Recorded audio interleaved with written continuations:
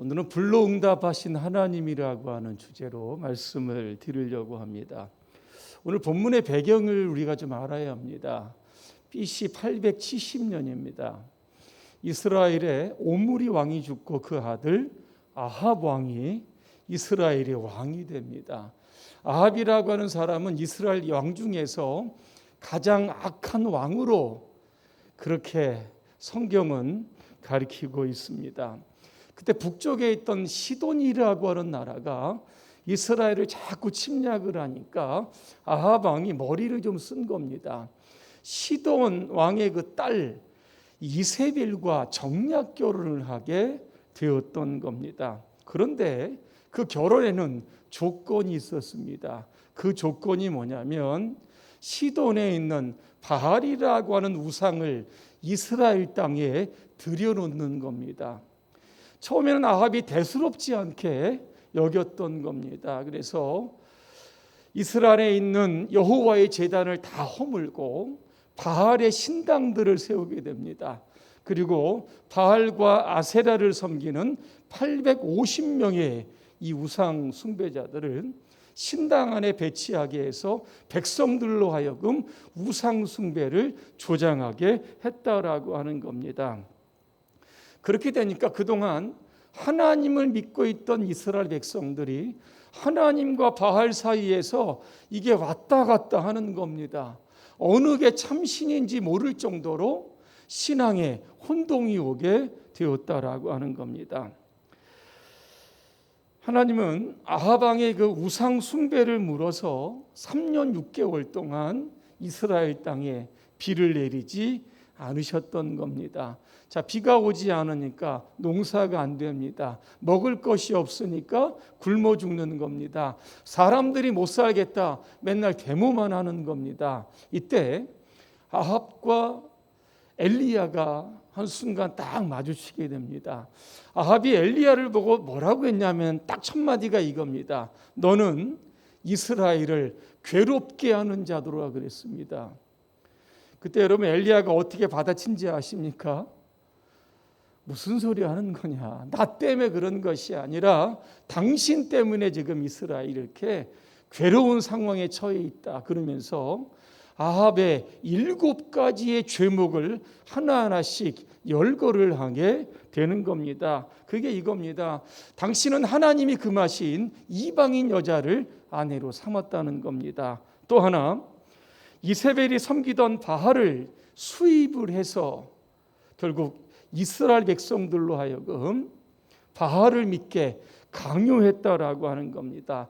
바알 신당을 짓는 대신에 여호와의 제단을 다 부숴버렸다라고 하는 겁니다. 그리고 정치는 제대로 하지 못하면서 무사안일주의에 빠졌다. 강력하게 지적을 하게 됩니다. 그러면서 이제 엘리야가 아합에게 한 가지 제안을 합니다. 바알이 진짜 신인지 하나님이 진짜 신인지 우리가 갈멜산에서 한번 대결을 한번 해보자. 제단을 쌓고 그 제단에 불이 떨어지는 그러한 신이 진짜 신이다. 이렇게 해서 갈멜산에서 영적 대결이 여러분 벌어졌던 겁니다. 먼저 바알과 아세라를 섬기던 850명 어마어마한 숫자일 겁니다. 송아지를 이제 제단 위에 이렇게 올려놓고 기도를 하는 겁니다. 성경에 보니까 바알이여 우리에게 응답하소서 응답하소서 계속 점심때까지 기도하지만 아무 응답이 없습니다. 26절쯤 보니까 제단 주위에서 뛰놀았다 그랬습니다. 아무래도 이 무당이 춤추는 것 같이 아마 몸부림을 쳤던 것 같습니다. 정오가 돼도 아무런 소식이 없습니다. 그때 엘리야가 그들을 향해서 이렇게 이야기를 합니다. 바알이 묵상을 하는지 잠깐 외출을 했는지 지금 잠이 들었는지 모르니까 더 큰 소리로 바알을 부르라 그랬습니다. 아무리 소리를 질러도 바알은 응답하지 않습니다. 그때 이들은 칼과 창으로 자신의 몸을 자해하면서 피를 흘리면서 끝까지 바알을 불렀지만 무소식이었다라고 하는 겁니다. 이때 누가 등장합니까? 엘리야가 등장을 합니다. 오늘 본문에 우리가 읽었던 것처럼 여호와의 무너진 제단을 수축하게 되는 겁니다. 야곱의 아들들이 12명인데 그 12돌을 취해서 제단을 수축하게 되고 송아지 각을 떠서 나무 위에 버려놓고 거기다 물을 붓기 시작을 하는데 12리터 정도 물을 붓게, 참 12통의 물을 붓게 되었다라는 겁니다. 도랑의 물이 출렁출렁거렸다 그랬습니다. 36절 보니까 37절까지 오늘 엘리야가 목숨을 걸고 여러분 기도합니다. 여러분 생각해 보십시오. 만약에 그 제단에 불이 떨어지지 않으면 엘리야는 그 자리에서 죽는 겁니다. 목숨을 내놓고 엘리야는 간절하게 여러분 기도를 했다는 겁니다. 사도행전 12장에 보니까 예루살렘 교회에 위기가 닥쳐오게 됩니다. 그것은 바로 핍박과 환난과 고난이었습니다. 야고보가 순교합니다. 이제 베드로도 체포가 되어서 내일 아침이면 죽게 되는 겁니다. 이때 교회가 베드로를 위해서 간절히 기도했다 그랬습니다. 여러분 그 전날 밤에 하나님께서 역사를 하셔서 천사를 보내시고 감옥의 쇠사슬에 묶여 두 군인 틈에 있던 베드로를 깨워서 결국은 탈옥을 시키게 되는 겁니다. 베드로도 처음에는 이게 진짜 생시인지 환상인지 구분이 안 갔다 그랬습니다. 결국 그는 감옥에서 나오게 된 겁니다.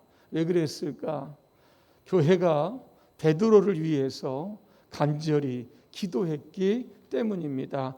오늘 36절에 보니까 엘리야는 세 가지의 제목을 놓고 기도합니다. 그게 뭐냐면 하나님, 이스라엘 백성들이 주는 하나님이신 것을 알게 하시고 내가 주의 종이라고 하는 사실도 알게 하시고 또 하나 내가 행하는 모든 것이 하나님 말씀대로 지금 하고 있다라고 하는 것들을 보게 하여 달라고 이 세 가지 제목을 놓고 간절히 기도합니다. 38절에 보니까 이에 여호와의 불이 내려왔다 그랬습니다.